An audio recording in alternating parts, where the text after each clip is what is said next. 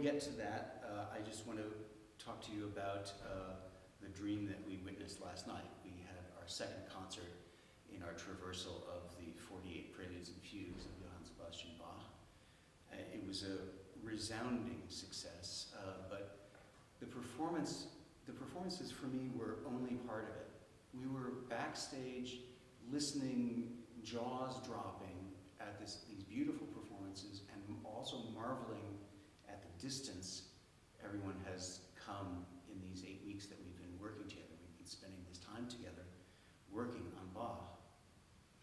And at the same time, we're listening on the stage, and then I'm talking with Ian Wagman, one of our participants, who has just been so engaged and so transformed by the experience. He's actually talked about it. I have a little reel of reactions, interactions, and impressions of members of All About Bach. And he and I were talking backstage, and it was like being on the very highest end of an arcane, scholastic, academic situation. We're listening to Bach in the outside of our conversation, and then we are talking about.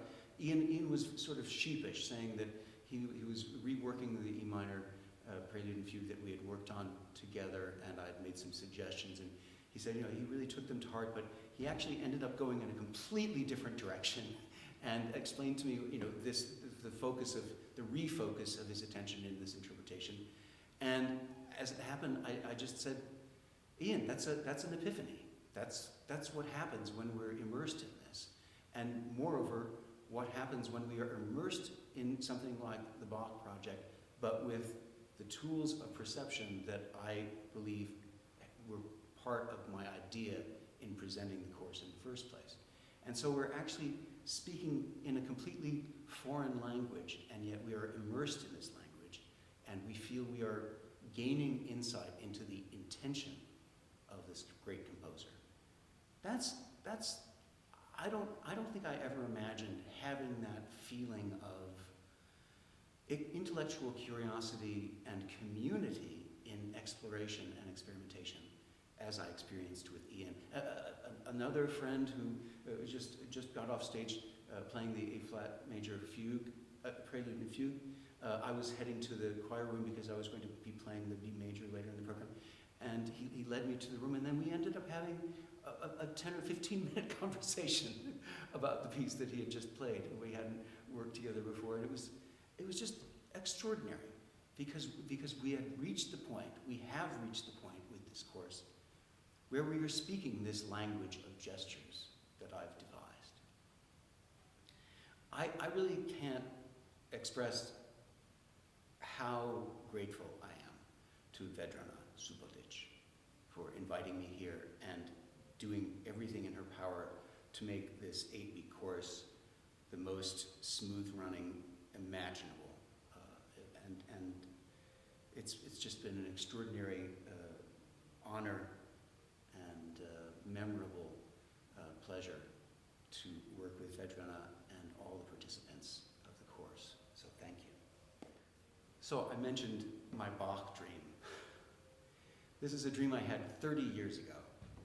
I was invited in my dream to teach a Bach masterclass at a famous Bach museum, location unknown, but a very modern place. So the first thing I knew I was having a lucid experience was when the masterclass portion had me performing the pieces. And I was supposed to be preparing the C major sonata. So, of course, I woke up immediately after this dream and said, well, there's no C major sonata. And of course, I found a trio sonata and ended up transcribing it, and ended up transcribing the Dorian toccata and fugue. And that's what brought me to transcribing and arranging Radiohead, et cetera, et cetera. The other part of the dream was when they were giving me a tour of the museum. And I remember there was this very long gallery. Let's say it's like butcher block with indentations, and on top of these indented shelves were each little, you know when you open up a music box, you see the works of a music box, that the brass fittings and the tumbler with all the notes spinning, etc. There was a music box mechanism for every harmonic function in Bach's music. And I just found it fascinating that they had distilled this information into this mechanism. And the gallery was a good Salt Lake City downtown block long. So that's what I think, looking back on it, really inspired this course. I didn't know it at the time. 30 years later, and I've been working on a fair amount of Bach. I remember I played the Goldbergs in St. Paul a few years back and came to the end of that project and just was so bereft, because I feel we always learn so much whenever we work on Bach, any Bach. And I realized I hadn't really, I hadn't really any plans to play any more Bach, and it was really a shame. And I looked and I found that I had probably done maybe a handful of the preludes and fugues, so I decided, yeah, that's what I'm going to do. I'm going to attack the well-tempered clavier. While I was getting into this idea, I was reading John Eliot Gardner's book, Music in the Castle of Heaven. He's been a wonderful proponent of Bach's works in historically informed performance. And his book was largely a Bach biography, but also a chronicle of his own transformation through working on a great swath of the vocal works and touring with them, and all of the discoveries that he made along the way. It was really fascinating stuff. And then I was reading that on the stair machine and listening to my favorite conductor, Nicholas Harnoncourt, conducting, again, all of the liturgical works. And that's what really sort of hit me at that time, was that Bach was primarily a composer of vocal music. He was a composer of music for the most expressive instrument on earth.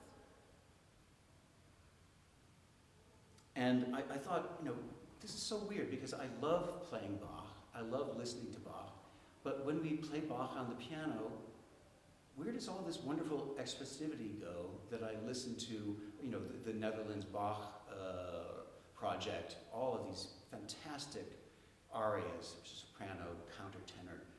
Where does that expressivity go when it transfers to the keyboard? And more specifically, what is the mindset that says, oh, well, in Bach's time they didn't have the piano, and so dynamic contrast was not possible, and so we have to just do it very clearly. It's our job, like having vegetables, that we have to get all the voices out cleanly and clearly.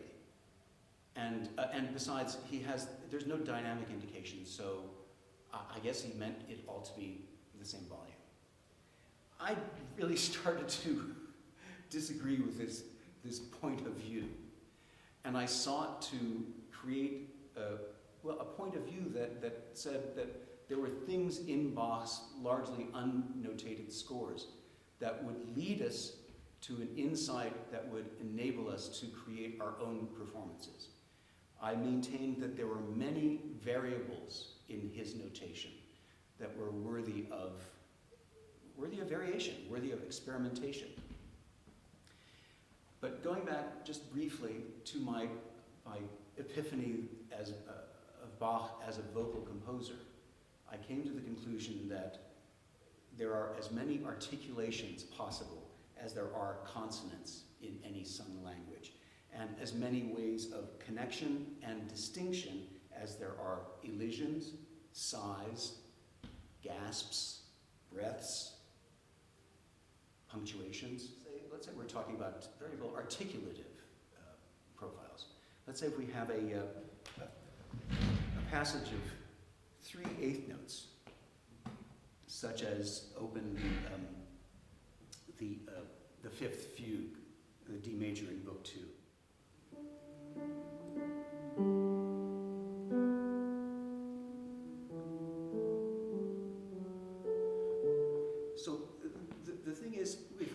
start dealing with variable articulation, this comes from my idea of the variation inherent in just one staccato dot, which is to say, if you showed me a staccato quarter note in a Prokofiev sonata or a Bartok sonata, I would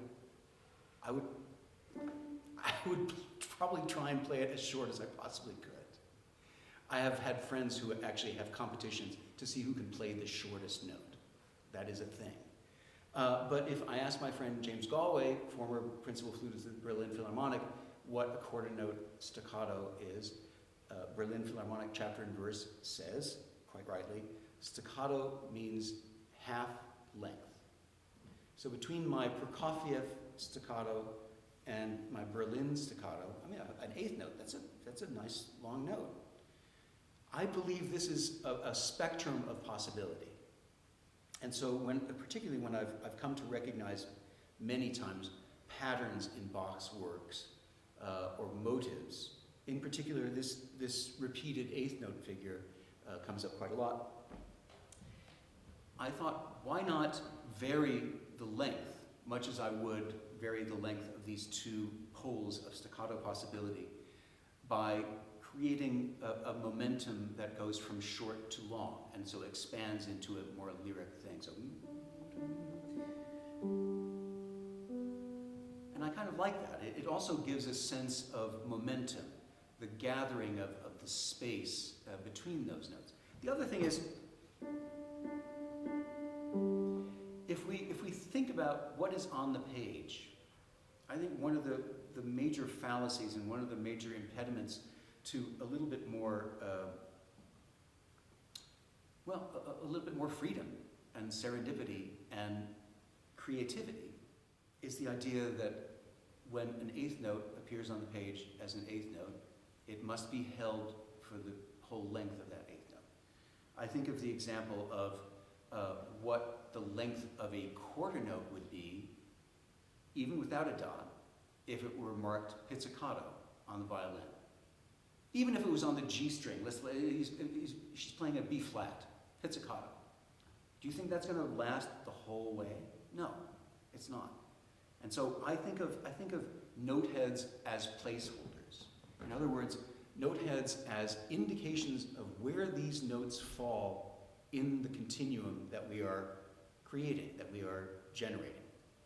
But that aside from that, there is no proscription or prescription for how long these notes should be held.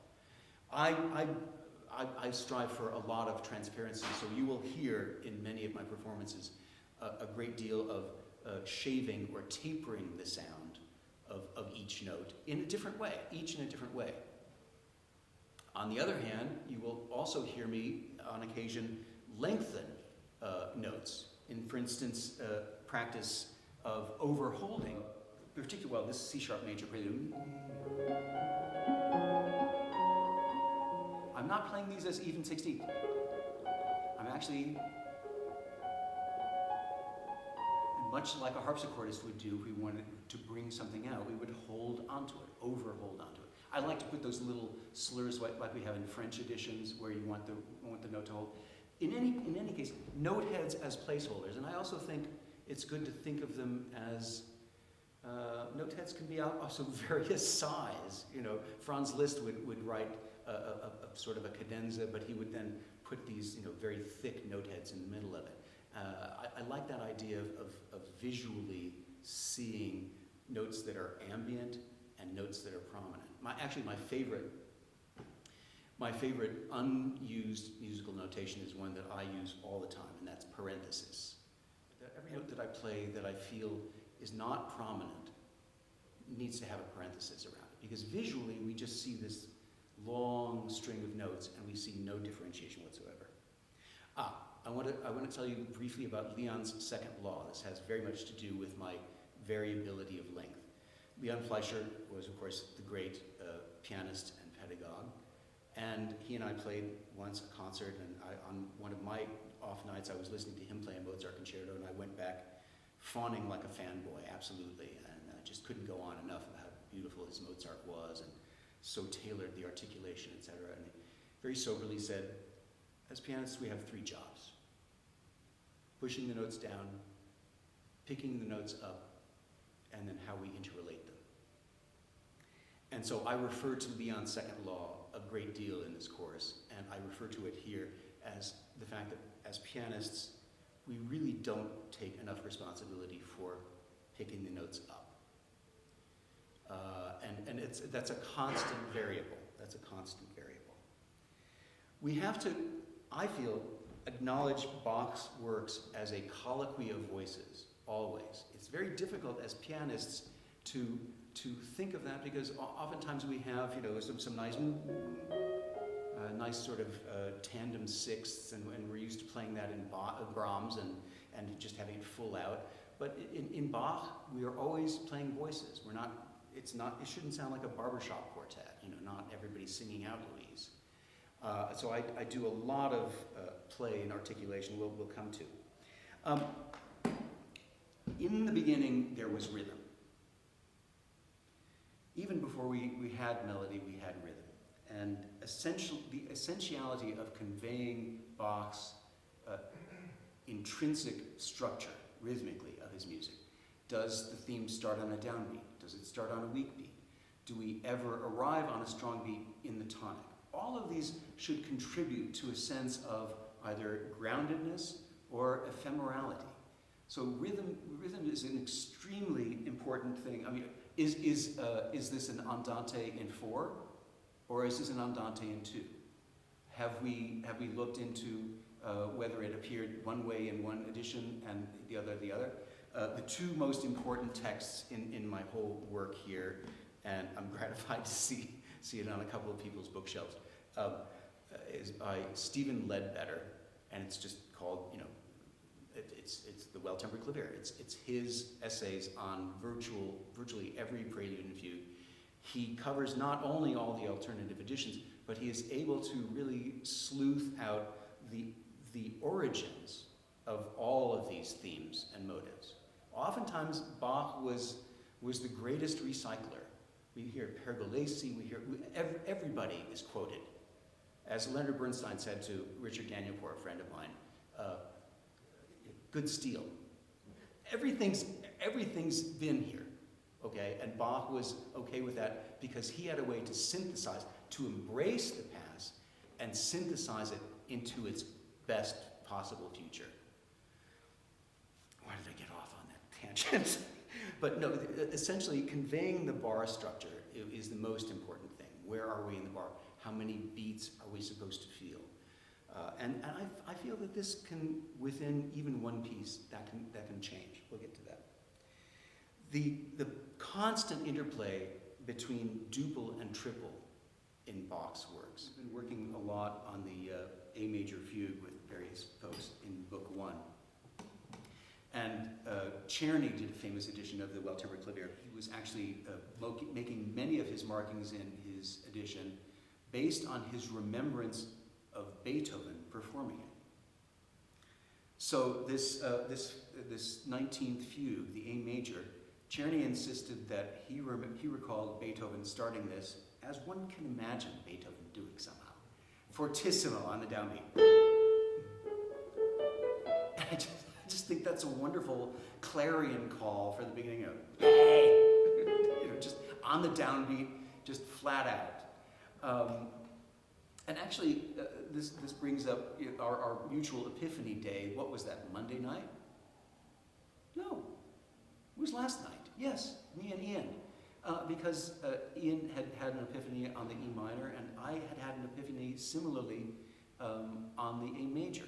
One of the ways in which I'm able to have that kind of epiphany is I don't ever practice these pieces from the beginning to the end. I know it's always nice to have an idea, particularly in a fugue, to have an idea of how am I going to play this, and how is the way I play this going to impact all of the counter subjects, the episodes, the returns. Is it going to be different? Is it going to evolve? All these things need decision making. What I do is I practice from the end of the piece to the beginning. Particularly the fugues, I break it up into four-bar groups, no more than 4 bars.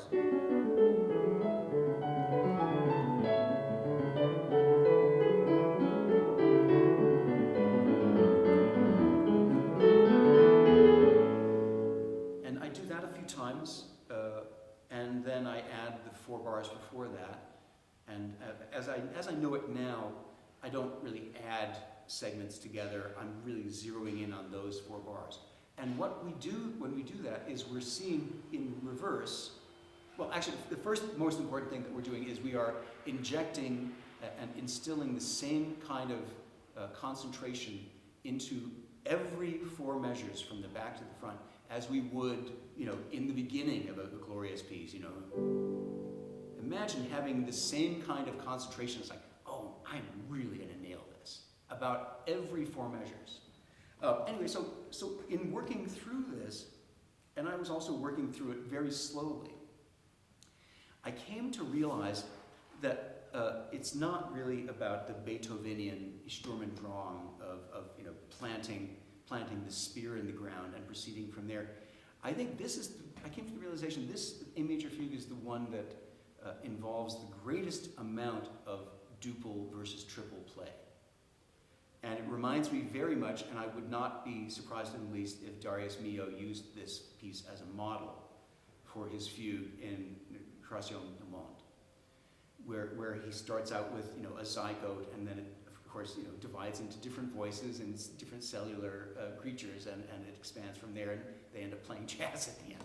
But here, I thought suddenly this was the same thing, the single cell organism. And then, for all intents and purposes, we have the 2-cell organism, right? So that's 2 cells, and then just out of context, we get 3 cells. And from there on, the 2s and 3s evolve on a micro basis and a macro basis, constantly throughout the piece. So it becomes less about playing the length of the theme and presenting it in all clarity as it does to do with the immediate and instantaneous interplay between the voices in their various competing and sometimes contrasting rhythmic functions. So yeah, it's all about rhythm. And at the basis of that, I feel the rhythmic freedom involved in this kind of play. I mean, I'm perfectly willing to say I have no tempo in mind when I'm beginning this piece. I'm just not going to think about one. It would just be ridiculous. Just here we are. And now I'm going to have this duple idea. I'm not going to have any sense of. I'm not going to instill a tripletality that isn't there. And it is only by context that we get the triple, by the left hand's entrance. The other real instiller of freedom into the playing, and I believe the liberator of all of our anxieties traversing even one piece of Bach, is agogic. And I think agogic is most often felt to be the accentuation by pause. But the Oxford English gives it to us this way. It's from the Greek agoge, which is melody. An adjective indicating a variety of accentuation demanded by the nature of a particular musical phrase rather than by the regular metric pulse of the music. Does that sound like it's important? Demanded by the nature of a particular musical phrase rather than by the regular metric pulse of the music. The first note of a phrase, for instance, may be felt to suggest a slight lingering which confers the effect of an accent.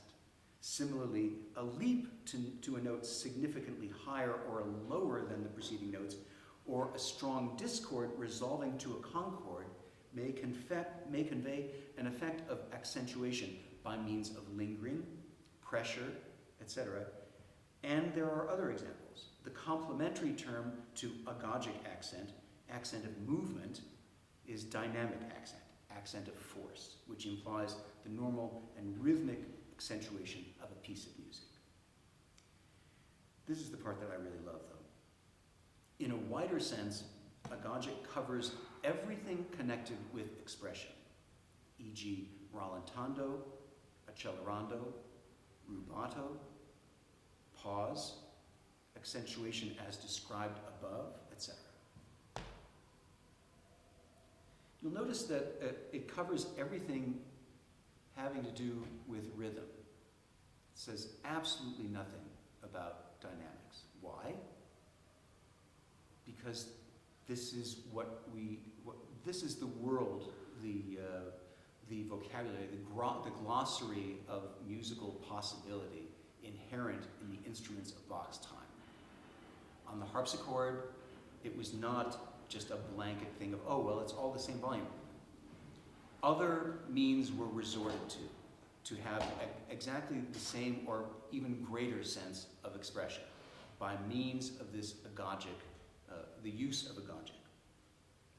I actually came to think of the fabric, the rhythmic fabric of Bach's music, and how that could be actually used as a fabric to our best use. In other words, using it for the local need. The one time that I really felt it was absolutely necessary to engage this was in the F major prelude in Book 2. And so we're proceeding here.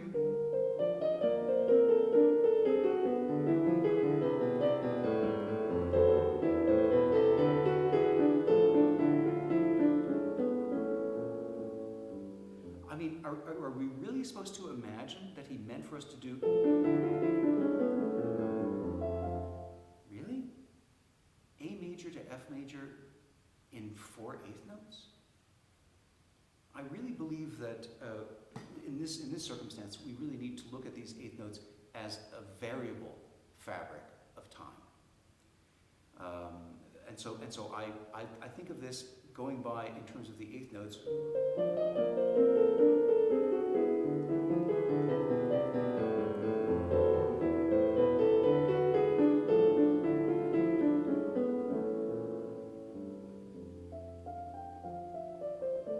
Saw how that works, saw that kind of made a much smoother sort of transition. Oh, we can do this little bit of stuff here. Bach didn't give us too many articulative marks, but one of the things that I really love that he gave us, and I've only come lately to decide that it means something more than I thought it did, is his use of the slur. These 4 notes are in a slur. These 4 notes are in a slur. So he's giving us this sort of template, and this would be useful on the harpsichord because we would not be. I mean, we would be conscious of the articulation, the percussive articulation, the plucking of each of those notes. But if we were overholding them, it would be somewhat masked, and there would be an overall sense of resonance that would cover that. But he's also, I think it's a nice suggestion, Johann, to play them smoothly. But I think he also means that these notes belong together. And so when he writes a 2-note slur, I think there's a strong impetus and a weak response. And he's also saying these notes belong together and those that aren't in the slur don't. So when he has a series of slurs, I didn't mean to make that accent, sorry. Well, we do it here. Yeah, I think that's fine, Chris, you can do that. I believe that he's giving these slurs. Often they happen at great cadential moments, but I think it's not just an admonition to play smoothly or in a clipped sort of 2-note fashion, but it's to actually slow down. And I'm finding that all of these are suggestions for alternation, and we often think of in the performance, we're sort of maintaining a tempo and maintaining an articulative and dynamic plan. You know, Glenn Gould would assign one articulation to one voice. I maintain that every note, every word deserves its own articulation, and I believe that all voices are created equal. And the thing that really brought that together was this idea of tempo as generated by the material itself. I'll bring up the, was it E minor? Yeah, it was the E minor. We think often about presenting the fugue subject, and in fact that's the D minor. When in fact, many times we have fugue subjects of differing rhythmic characters. And while that's usually a way for us to indulge in, oh, well, it's twice as fast, so it's got to be twice as exciting, or it's 3 times as fast, so it's 3 times as exciting, or 4 times, whatever. And this one I stole from Vedrana. The smaller notes are the expressive notes. I think this is the way to go. I think it works that other way, that visceral way in the Beethoven sonatas. But here in the fugue, we start out, again, it's another sort of, it's a spasm. And then we have this, and then we have this.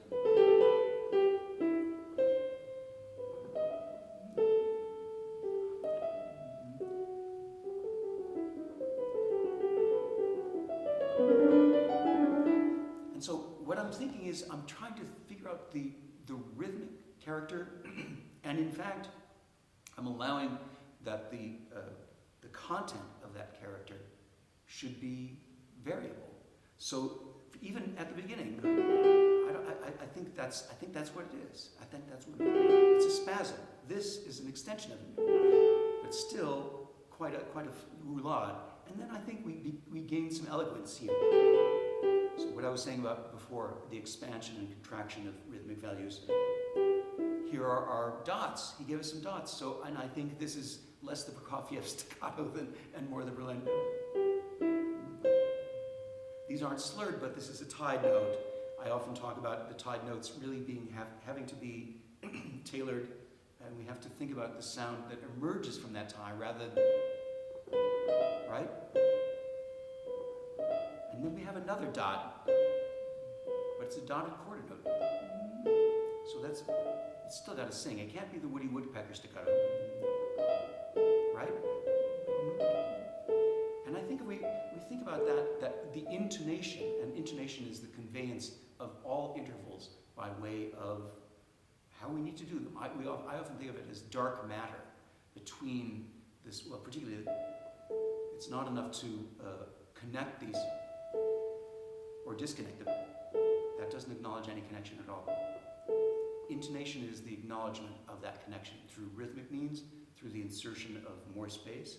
I got that from Patricia Zander, who was trying to get me to instill that into these mad 16th note passages, fortissimo, during the Beethoven Opus 111. I couldn't figure out what she was talking about. And it's just, yeah, as if those note heads are expanding and they need more time to expand. It's not a ritardando, it's more dark matter and more tense. Oh yeah, so yeah. And now it's a very long interval, so I think that's okay. And again, resolve. I think this is longer. And I think a more implicit connection. And that prepares the triplets.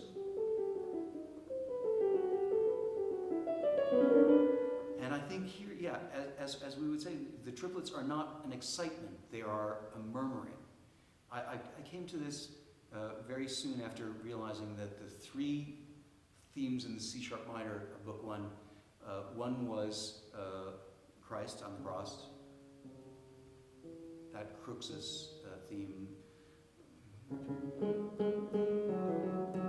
There was the nails on the cross, and then I thought, oh well, that's so that's the excitement, that's the sort of the motor, that's what we no, that was well known as streams of healing. So those were tears, those 16th notes. And so the more we really incorporate that character, the less we will have to think about tempo. It also becomes a whole lot easier to play these pieces, because if we really are very concerned with accommodating each voice, we've had situations where I'm not really sure how to voice one long line. How do we do that? Well, the way to do it, I believe, is to, and I'll play the right hand. This is very important with Agogic. The only way that we can really distinguish 2 voices in the same register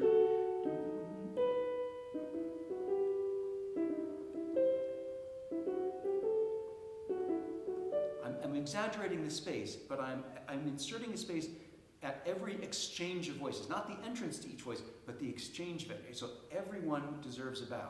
How do we accommodate that? By making the left hand accommodate that. And we end up playing the left hand in ways that we would never have before.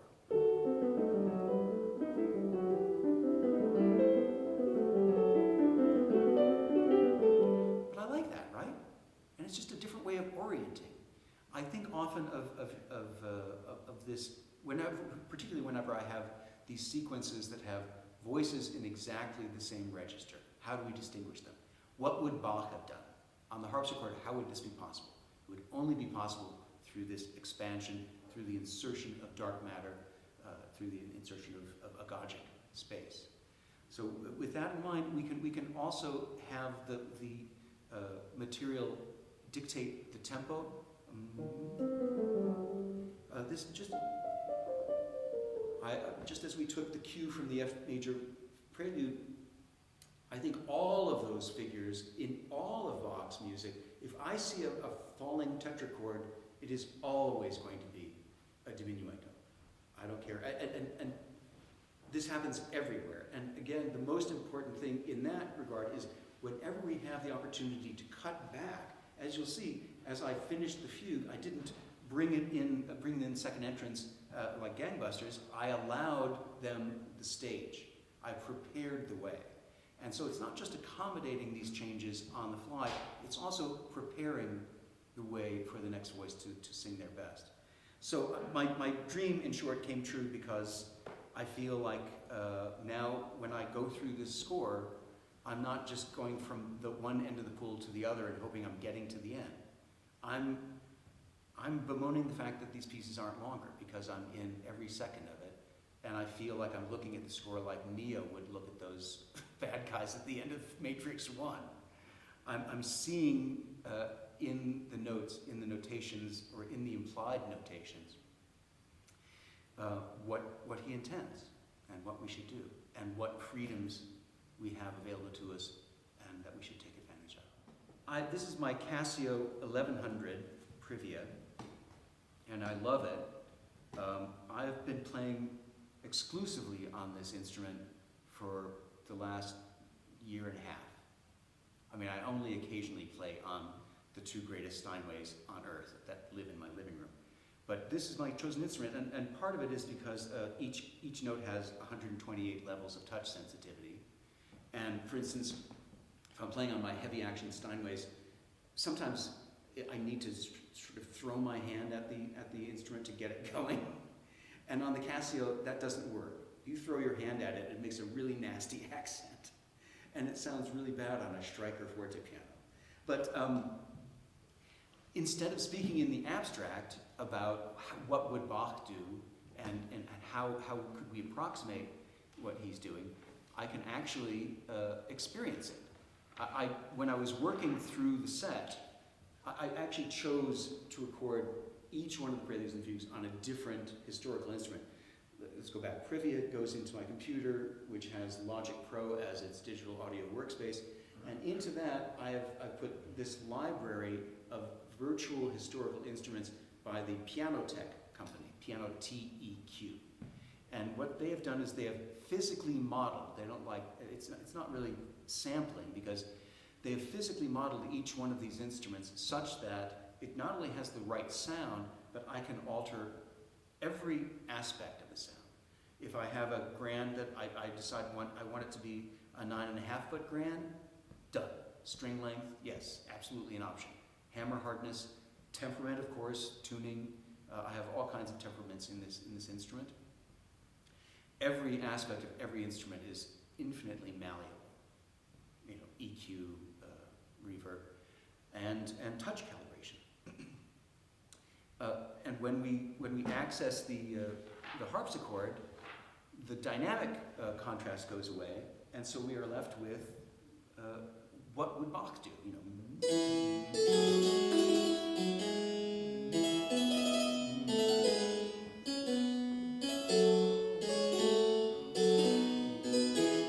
And what I love about trying to get this transparency on the harpsichord is that if we were looking at this like a normal pianist, and playing all of these the same note, same length.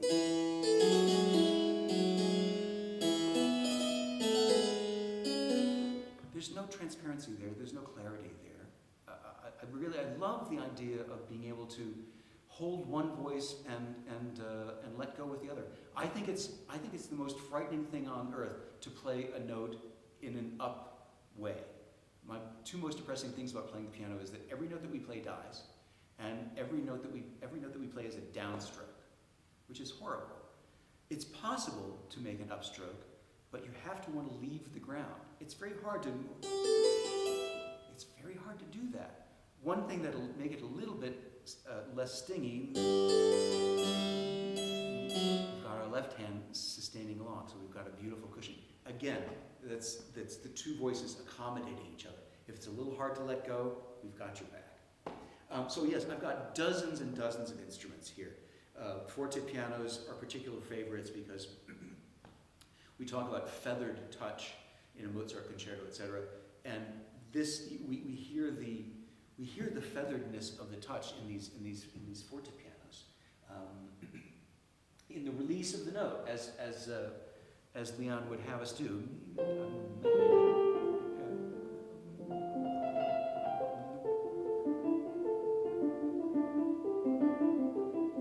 You hear the release of the note? That's another aspect of the instrument that I can alter. I can make more noise on the hammer release, more noise on that. Oh, I don't use pedals, by the way, yeah. So there's that. So yeah, I've got these dozens of instruments, and that's really what has inspired me almost as much as Bach's music itself has. Ladies and gentlemen, thank you for joining me. It's been a pleasure.